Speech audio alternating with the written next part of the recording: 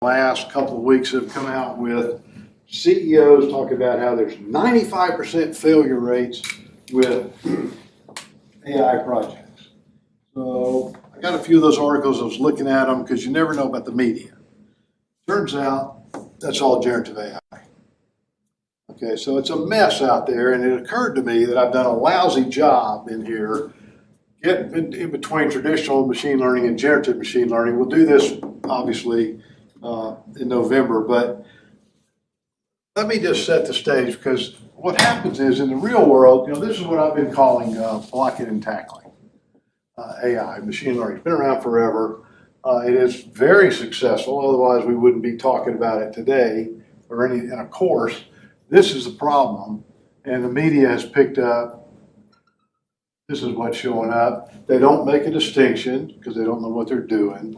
And so what you end up with out in the real world, practitioners are calling this predictive AI, which of course is correct. I prefer predictive machine learning, but you guys know how that works. It's also called predictive analytics.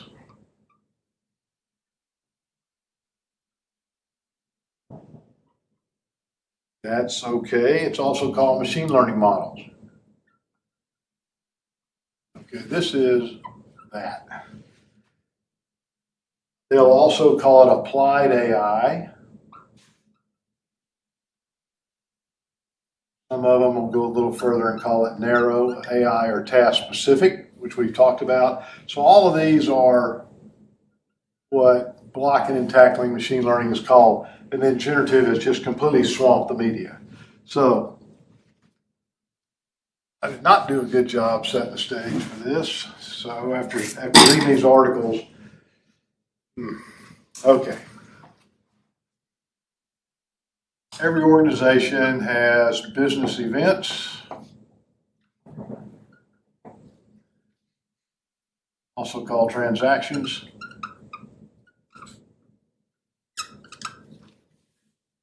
Okay. So that's the heart of any organization, public sector, private sector, nonprofit, profit. Even Auburn University has transactions.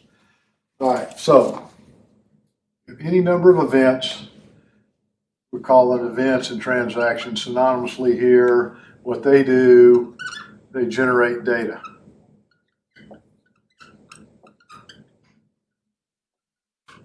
Now,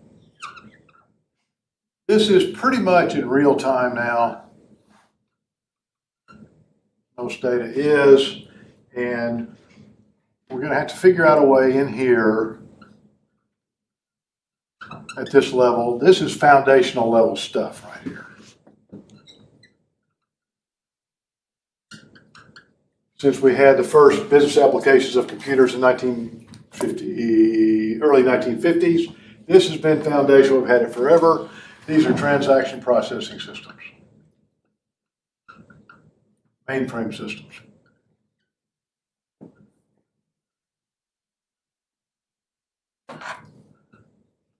Okay. Now, again, foundation, these are the very first systems that were put into play. They ran on the old mainframe systems, and what they do is they will, get my trusty notes here.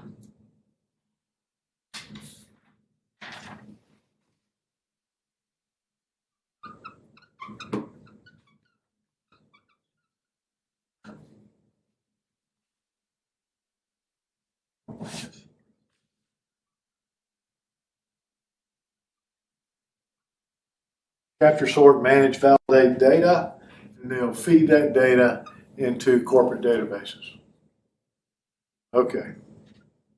So there's your corporate database, comes out of the transaction processing systems. All right, now, I'm still internal to the organization. These are what's called production or live databases. Your IT group owns these things. Users don't get into those. Okay, first of all, they're in real time, hence the word live. So they would change while you're watching them, because you've got, how many transactions is an organization generating per day? Take Citigroup. Billions, sure. University is very low in information intensity, so maybe in the hundreds of thousands range. Clearly, when you guys are registering and paying fees, it's a little bit more. But this gets very large, and again, it runs 24/7, 365, so that's what this database is doing. Now, when you move up from these foundational systems, here, you've got a lot of systems that access the corporate database. Okay. You got ERP systems, and you've got there's a variety of these systems, and they're basically, we'll come back to this, but we'll just put a list of ERP systems here. These systems are like churn management, which we've already beaten to death in the last 6 weeks. And you get yield management systems.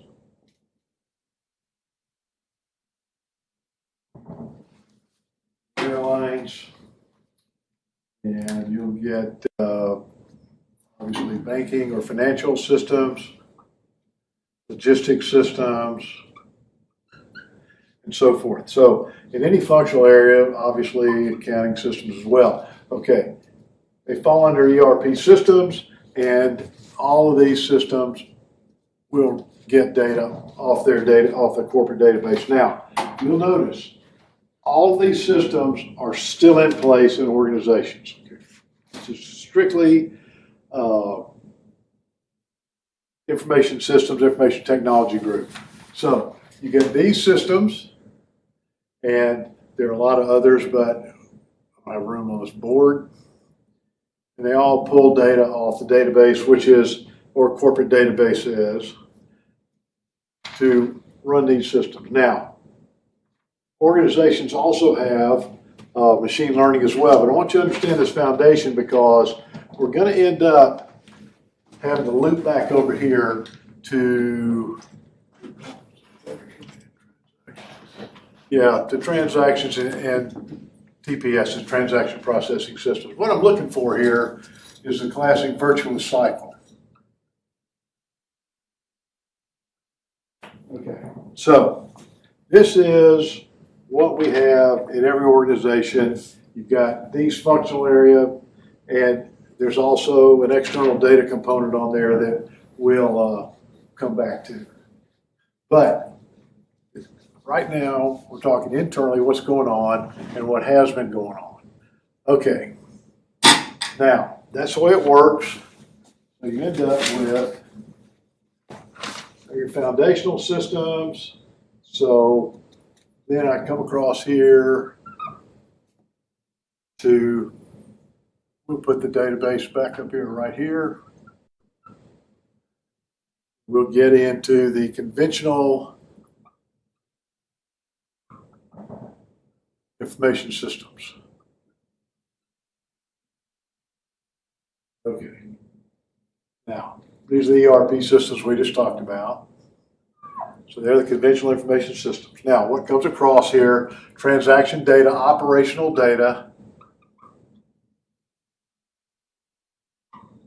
has been loaded up into corporate databases, and that is the data that these conventional information systems use. Now, think about this like we talked about ERP, yield management systems, and so forth. Okay, now,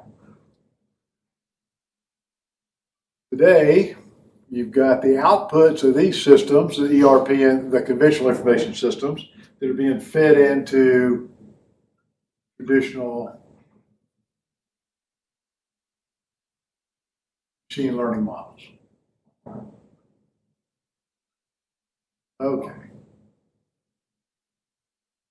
And we'll come back to what we've got there. These are like, got metrics, some business patterns.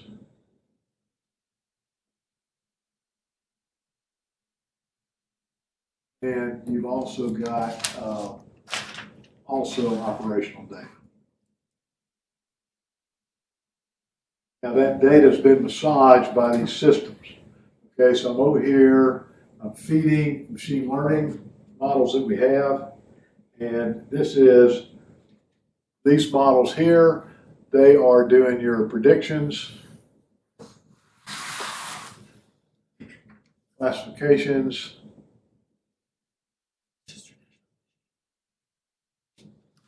recommendations,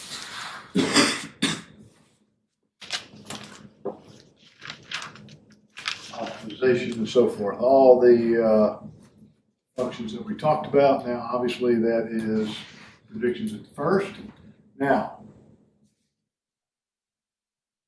these particular values here, okay, they're being fed into generative AI, generative machine learning models.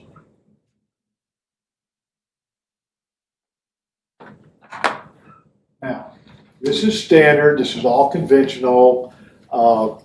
This has been around up to right here since the early 1960s. Then we have the traditional machine learning models that have come into play. And then since this is probably, these models, probably the 1990s up to the 2020s.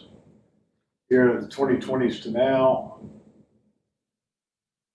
Now, that virtuous cycle we're going to talk about, we're going to come in here with a feedback loop, but you do not need generative machine learning for that feedback loop. It works just fine with traditional machine learning models and has been for the last 35 years. So foundational, this is, every business works this way. There's a lot of businesses, remember we had those 5 maturity levels here. Even level 3 on the maturity model, the next level past the systemic adoption, that's in this area here. And then generative AI is just extra, okay? I'll just tell you frankly, companies aren't sure what to do with this. And academia should, but the real world is all over the place. So you can easily run this loop from business events over to traditional models. So what happens is, once you get through with the traditional model, you can go up to actions taken here, or you can get over here to generative models, and you can say actions taken here. Either one is fine as long as you realize that we go straight to actions from traditional models. If the organization has put in generative models, it will still be taking actions off its traditional models, and it may have another set of actions taken off its generative models. Okay, so remember, your feedback's coming into the generative models through what your machine learning traditional models are doing: prediction, classification, recommendation, optimization. Then the generative model will do something with that. By the way, what is this? Those are your prompts. Okay, now, does that mean that a prediction that the traditional model makes goes directly in as a prompt? Probably not. I would imagine in most companies there's a human in the loop right here, okay, to be able to prompt. I'll guarantee you the second prompt is, because you could stick, say, a prediction in here as a prompt, and that machine learning model could give you just any number of things. Okay, so I would imagine the human in the loop here, certainly as you go through a prompt training. My point is this: this is it. This is what's going on. And I've not done a good job setting that up for you guys. This is absolutely foundational. I don't care what organization you're in. I don't care what industry vertical you're in. Academia, sports, healthcare, makes no difference. Okay, we've got these transactions. They generate the data, TPS picks them up, operational data come across. Now look, up to right here, I'm deterministic.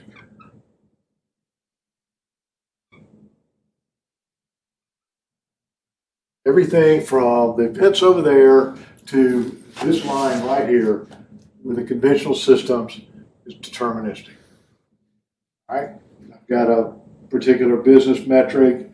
it's going to, with the same data, I'm going to have the same rule and so forth. You guys know now deterministic versus probabilistic.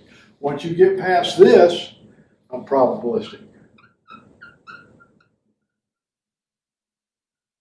Okay? Now, deterministic, with a line right here, probabilistic. Can I feedback from probabilistic to deterministic? Sure. All right, so what happens? You get over here, and you're off in probabilistic world, so we'll say, here are the actions taken up here. So coming off these machine learning models, and you know you can actually have the machine learning model make a decision, make a prediction, make classification, make a recommendation, and or optimize. Once the actions are taken, then the feedback loop comes in. All right, so now where does it go in? Well, it goes back over here because the actions taken, that's your new data. You're going to get a result off them. So when you take this action, so put an asterisk on this, it's right back over here. Notice the data coming in. All right, so there is your new data off the action taken. Okay, that also comes in from here. If you're using generative machine learning, then you're going to go back, you're going to take some action, and it will also take you back over here to this data. You could also, it wouldn't be a problem if you just put the line in right here in your transaction systems. But I put it in here because you're coming in with data. Now, the fact is, we're always screaming for new data, okay, to make the machine learning models better. Well, the new data goes in here, and it becomes, because of the action taken, it becomes operational data because you've actually done something. Then it's picked up by these systems. It feeds right back into the machine learning model. So what you have is a continuous virtual cycle, which is widely to be desired, so that we can improve all this. Now, to get to this,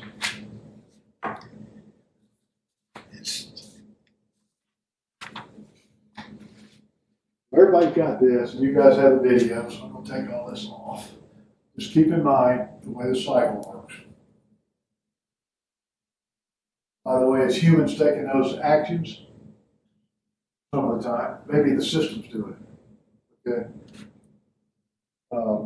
Anything that's real-time fraudulent credit card transactions, recommendation engines, systems doing it. By the way, if an Amazon recommendation system makes a recommendation, it's done by the system, but the human, what the system is making is a suggestion to recommend this book to that person or this product. What the human does then is the action taken. Okay, so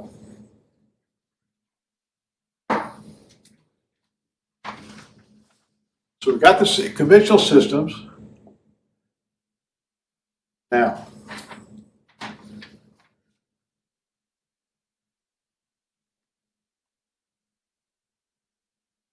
ERP. You guys all up on the ERP systems? Oh. Slept through Rainer's lecture when y'all were in 2140. Huh? These three should be taking a quiz. All right.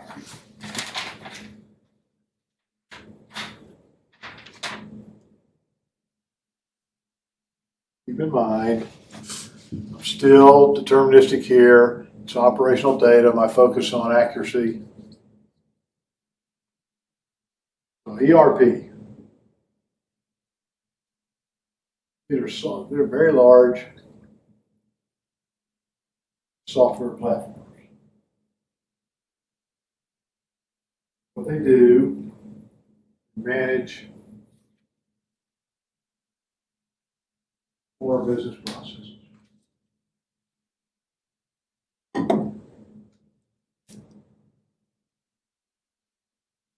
Think SAP. Let's see, who else is making those things? Oracle. Okay. Large companies, large platforms. So they're managed core business process across the functional areas. This is all across accounting, finance, HR. There's an ERP module for each of those. And they're quite often industry specific. This is the way they're sold. Now, what they do is they'll generate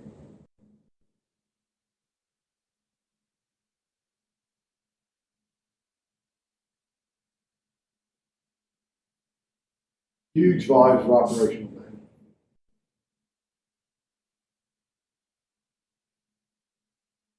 Okay, now these are structured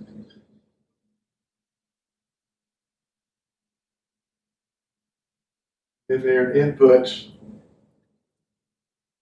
into machine learning models.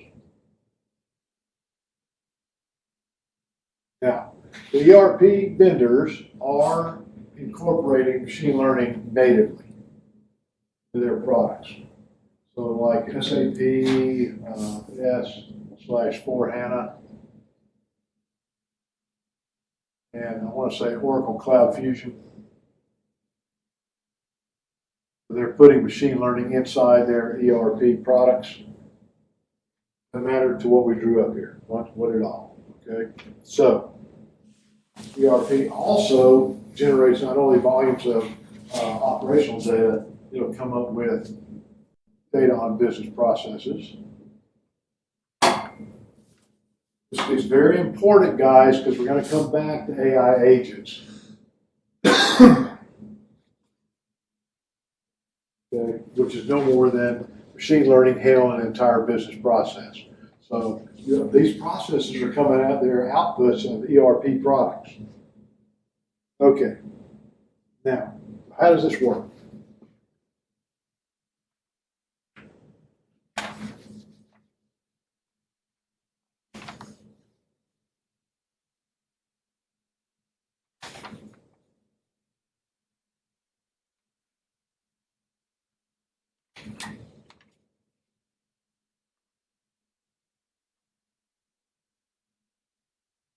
All right, ERP data,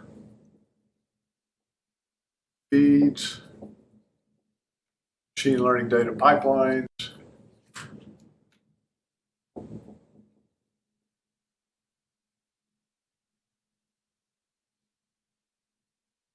machine learning,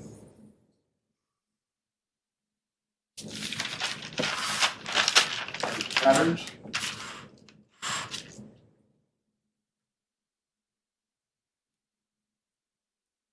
on the ERP and other data. Stick it inside the organization now. I don't want to make this thing any more complex. Okay, and what it's doing is improving predictions. More data in general, better predictions. What do I have? I've got ERP is equal to data plus process. Machine learning is insight plus adaptation. When I get the two together, get what would ordinarily be intelligent organization. Okay. So what you get is intelligent enterprise systems give you the intelligent organization. All right, this is fine. And you're perfectly pleased with this because what do you have going back and forth?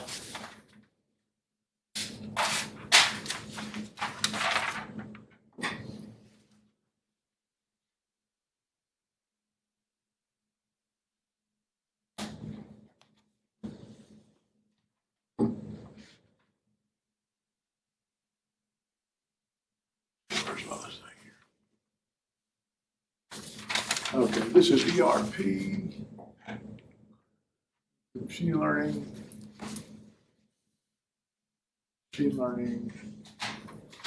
back to ERP.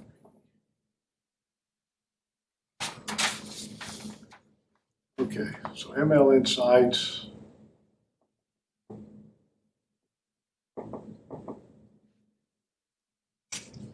feed into the ERP system, ERP modules. These insights, I just put the word insights, obviously recommendations, suggestions, optimization, so forth. Okay, now, how do they fit in there? Well, they're fit in there as predictive dashboards.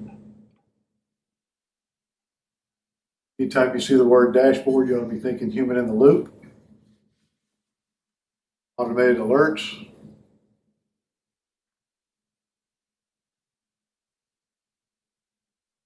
Workflows.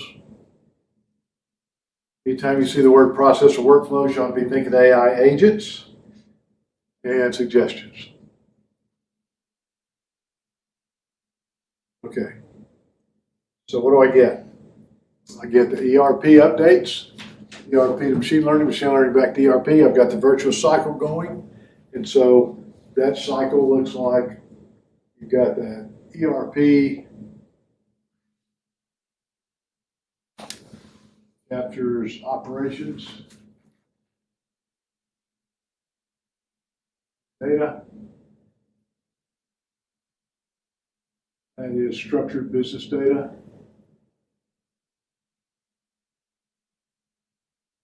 Learning models, analyze and learn.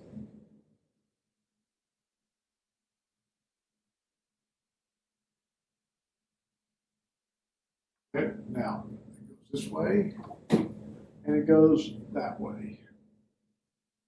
All right, ERP execution improves, and over here the feedback enables better predictions.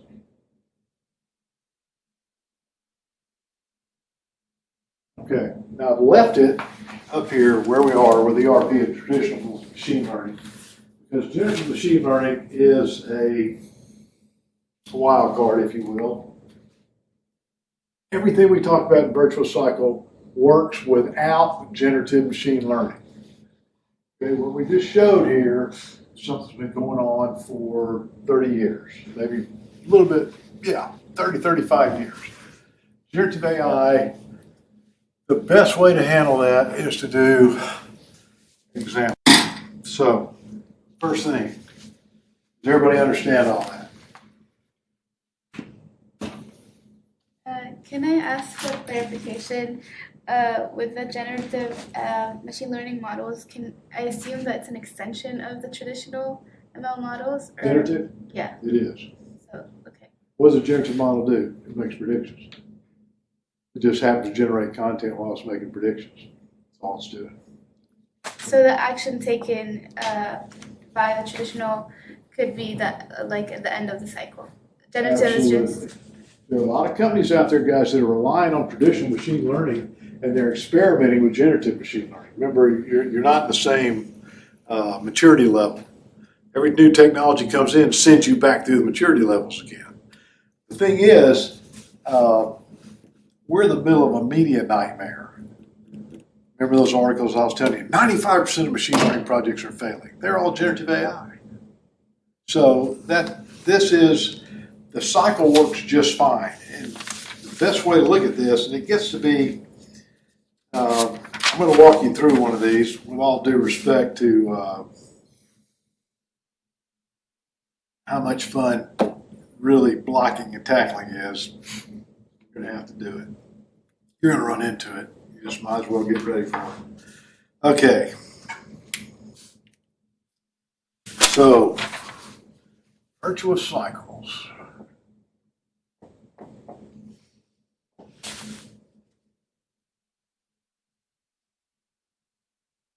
Sometimes you're going to hear this referred to, you guys doing interviews, learning loops. Okay. Okay, here's Gen 1, Generation 1. Has nothing to do with generative machine learning. This is generation, not generative. Okay, this is back in the good old days of rules-based, the early decision support systems, expert systems. This is the 60s to the 90s, 1960s to the 1990s. So TPS, transaction processing system, fed a domain system,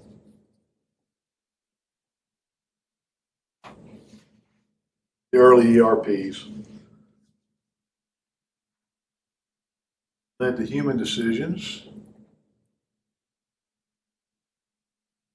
Actually, not the early ERPs, the very early transaction processing systems that are within certain domains.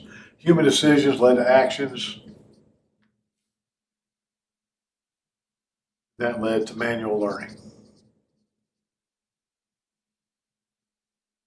Now, before you say he's taking us back to the 18th century, I was here to the 90s. Okay, this is my group. My group was writing COBOL code. By the way, they had an article that came out yesterday, late yesterday afternoon.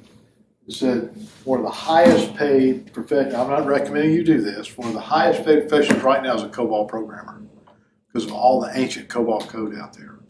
They're writing their own tickets. So if you want to learn, don't do this. But if I'm over in computer science, I'm going to go learn COBOL. I mean, that would be just, you're getting wiped out by generative AI, so how cool is that? Now, by the way, one of the interesting uses that's working for generative machine learning is literally rewriting COBOL code to modern languages. So if you knew both sides of it, send me a check. I'll be your agents. Okay? So there's generation one. Generation two. This is 1990s and 2020s. Well, no, this is wrong. This is up to, let's see what we got here. Yeah, let's say the present. All right. This is ML driven, machine learning driven. Right. Transaction processing system feeds a domain system, in this case ERP. That feeds into your machine learning models. All right, here are automated or human actions taken, and that provides feedback to the machine learning model. Okay, that's generation two. Well, here's generation three. Might as well complicate things. AI augmented. Again, I would have preferred machine learning augmented. And that cranked up in the 2020s. Now, oh.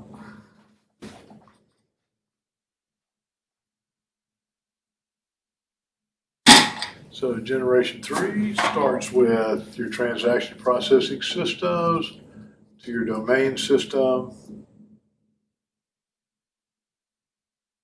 Okay. Machine learning models to your gen machine learning models, generative machine learning models.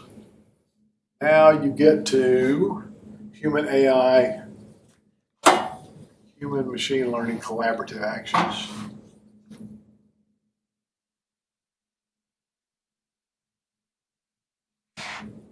And you're back to feedback.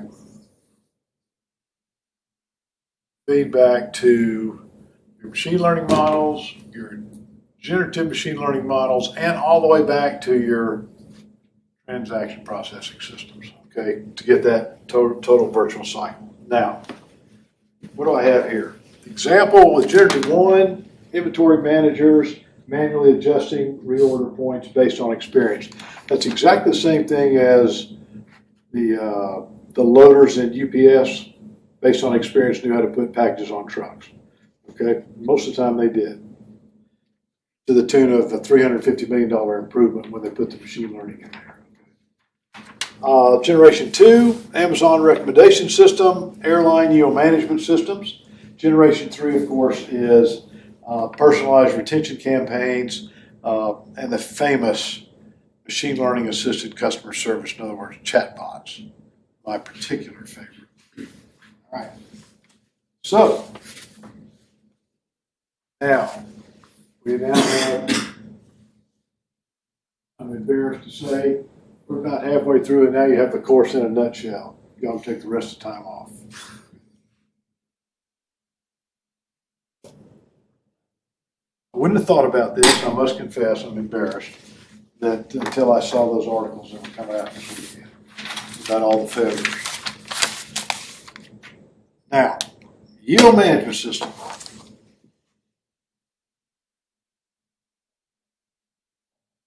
Airline yield management.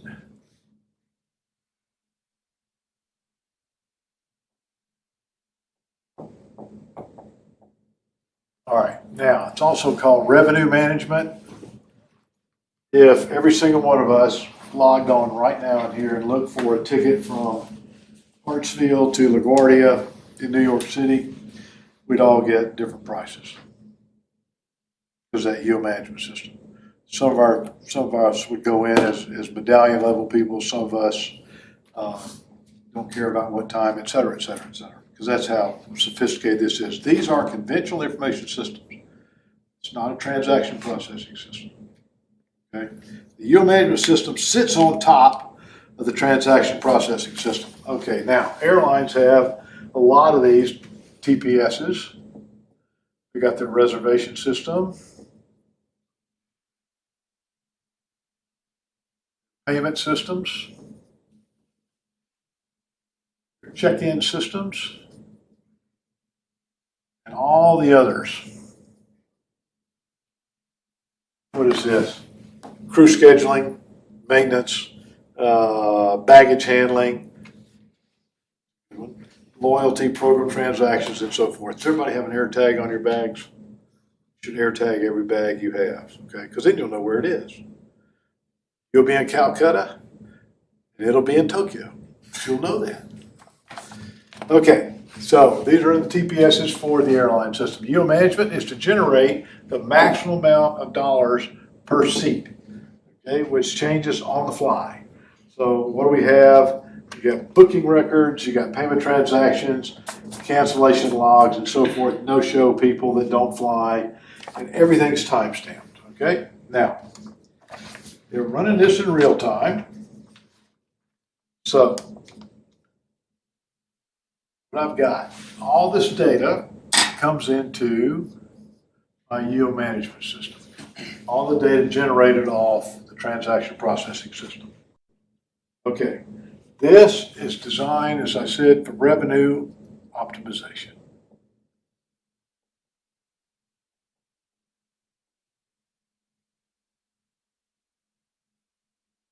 All right, now there are a whole lot of things going on here.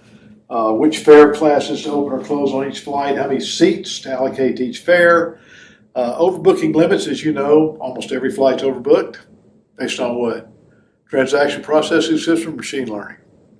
The answer is all of it. Yes, trick question. All the data. Dynamic pricing based on the booking pace, et cetera, et cetera. Everybody always says, if you want to book an international flight, make sure it's on a Tuesday afternoon. Give that a go if you want to. That's just somebody who's trying to sell you their package plan. Okay, so what are their data inputs? Real-time booking pace. How many seats are sold per day for each flight? Booking curves historically. Patterns where bookings typically occur 90 days out, 60 days out, and so forth. Fare class distribution. What percentage of customers book economy versus business versus first class? You guys are aware of that. Cancellation routes by route, season, and fare type. No-show patterns by customer segment and route. Payment success rates and fraud indicators. This gets pretty complex. So what does the yield management system do?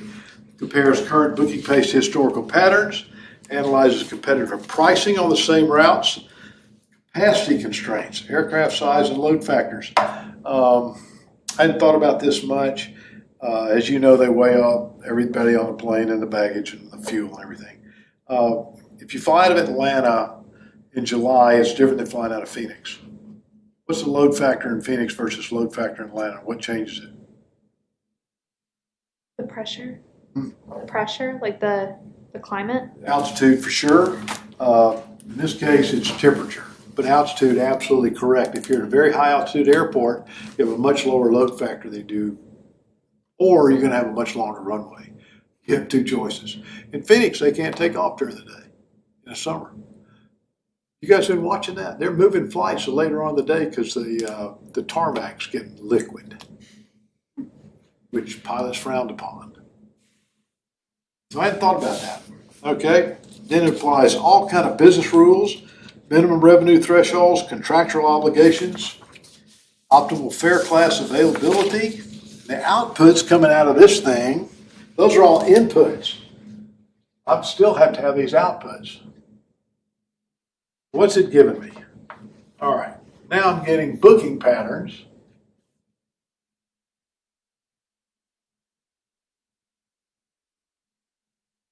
Patterns by flight, route, day of week, season, current fare class availability decisions, load factor trends and forecast, predicted percent of seats filled, revenue per available seat mile.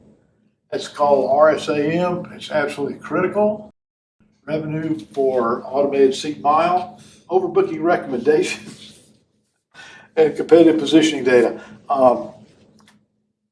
Anybody been caught with the, we want to look for a show of hands, anybody that's willing to overbook? Anybody made that announcement on the flights you've been on lately? You remember what caused all this fiasco? You guys saw it. That physician, the Vietnamese American physician, Dr. Dow on United, they overbooked that flight and he needed to get, it was a short haul flight. He was, had to be home to work the next day. He was there with his wife and nobody would volunteer to come off that flight. They needed 4 seats for the United crew to fly to the next airport. So they came and just walked up to him and said, "You're over, you're out, you're off." True story. He refused. I'm sitting there with Linda, I'm not getting off that damn plane. Leave her by herself? What if they picked her? So at any rate, they beat him up.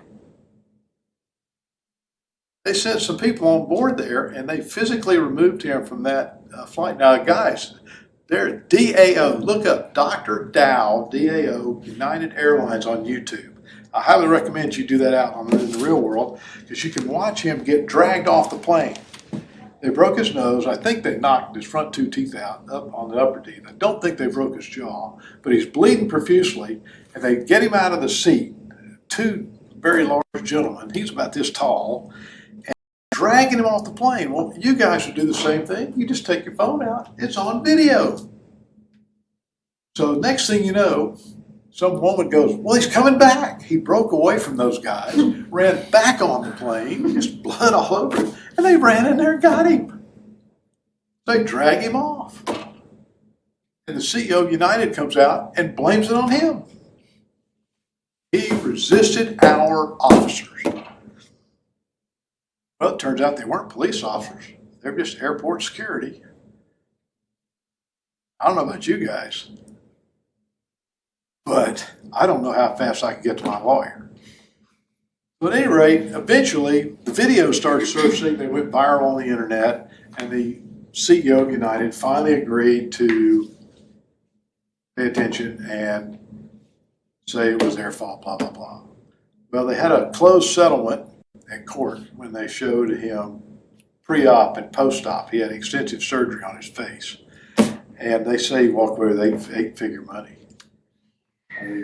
Essentially, congratulations, you just retired. But he's still working. So my point is this. Now all the airlines have to offer compensation packages.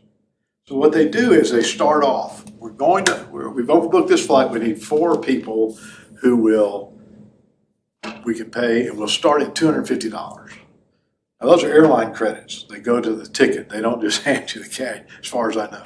They'll do Visa gift cards. They'll do Visa gift cards. Oh, they will? Okay, that's better. Oh, so they've changed that too. Even better. So here's the deal. You're bidding against all your buddies. The other 250 people on the flight. You ever see, last time we flew, we were watching this happen. They needed one person to leave. 250, 500, 1,000, you can see everybody. It went up to $2,750 before somebody took it. And then go to 10,000. They will go to 10,000 based on Dr. Dow. Would you rather do that and pay $10 million? That's what they paid him. I mean, think about this. So that's the point. When I read this, I look at that. I say, how much would they have? What kind of rules would you have put in on your overbooking? Okay, based on that. Okay, so what do I have here? Yield management system comes out, goes through, and then you get to the learning layer. So all that data we're talking about feeds into the machine learning models of the airlines. Okay? Now, machine learning systems, they've got the historical booking curves, the customer segmentation, the competitor pricing data, seasonality patterns, special events, all being fed in. Fair elasticity, which how much can I increase it or decrease it? Route characteristics. By the way, what's the load factor on planes these days? Over 90%. It didn't used to be in the past. It is now with these algorithms. Okay, weather disruption, everybody has to pay attention to the weather. Economic indicators, that's coming external. Okay, so it processes machine learning models, come out with demand forecasting, price optimization, willingness to pay estimation, no-show predictions, customer propensity models, the likelihood of accepting upgrades, and do they make any other purchases, and anomaly detection, looking for fraud. Now, all this is predictive, and their outcasts are coming across. The key characteristic here, they're adapting. Okay, once they get to here with all this data, now you get your generative machine learning models. Okay. So this thing, the data inputs we just talked about, they've got customer profiles here. Machine learning predictions are coming across here. Business rules and constraints, inventory status, which is flight situation, and contextual information, customer's previous route history, lounge usage, special requests, and so forth. Now, this is what it's taken. Now look here. What it's doing here, it's got all the structured data that's coming through. All the customer data we just talked about. It knows a lot about us. It's going to use natural language to generate offers. It has, based on structured data on the customer, it can personalize content, and it does A/B testing. My guess is it also does it over here, but they're talking about using it here, and that is, what do we do if a certain group gets one fare versus another fare? That's just one example. Okay, so the data outputs here, personalized upgrade offer emails. Hi, Sarah, we noticed you frequently fly this route for business with a limited time upgrade to business class for $149. Customer service scripts explaining why prices changed. Executive summary reports, which are natural language processing for management. For example, premium cabin demand is 35% above forecast this week due to 3 major conferences in the destination city. Multiple message versions to test which language drives the highest conversion rates. Those are A/B testing. Unfortunately, they included this on chatbot responses, contextual answers to customer questions, and automated notifications, which we all get, by the way. But those also come off just standard machine learning models. So what do you get? What you get is you're going to have to figure out now, either from, as we're coming across with yield management to this, these are your actions taken. Now, the yield management system executes decisions based on insights from machine learning and content from generative machine learning. All right? They create real market interactions, in other words, customer interactions. They adjust fare class availability. They send personalized upgrade offers. They update dynamic pricing. They modify overbooking limits. They trigger retention workflows, offer seat selection or extra baggage to high-value customers. They alert customer service and competitive responses. In other words, match or undercut competitive pricing. Actions create observable outcomes. What happens is customers and competitors respond to the airline's actions. This whole flow off the yield management system. Responses include changes in customer booking behavior, upgrade acceptance, competitor reactions, actual no-shows versus predicted, revenue outcomes actual versus forecast, which is the object of this whole exercise anyway, and load factors, actual percent of seats filled. So what you have to look at now is you're going to get improvements all along demand forecast accuracy, no-show prediction, price elasticity, customer segmentation, message effectiveness, timing optimization, and personalization impact. Now, it's virtuous because it just cycles. Okay, now this is good news. I want y'all to think about this.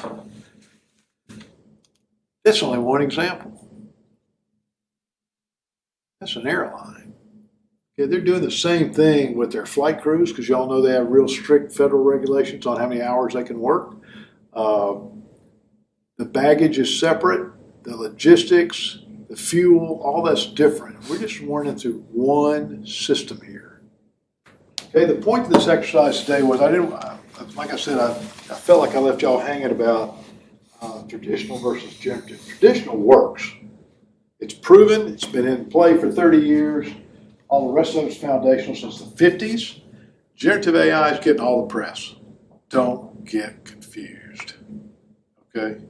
And now you've got it, I'll put some stuff up on Canvas because I've got the exact same thing with a regular ERP system and churn management. So you could literally run this entire sequence for a telecommunications company starting here with their transaction processors. And same thing with Amazon recommendation, same thing with any ERP system. Okay, pick one. Okay, and that's what now, when you leave, when you graduate and go into an organization, you're going to more than likely, for sure, have that up to right here. Okay? You've got to realize it works like a charm. We'll be doing the rest of the semester is talking about this. And the idea is that this is in play. Everything from business transactions all the way over to traditional machine learning. Generative is new. The person you're talking with, the company, may or may not have it. It works. The virtuous cycle still works. Okay, so we get to the fact that machine learning just keeps going. Remember Trucker Brown, when does it end?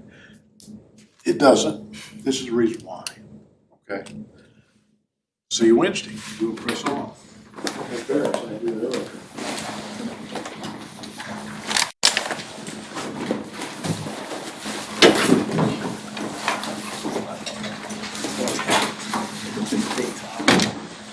I'm not gonna be.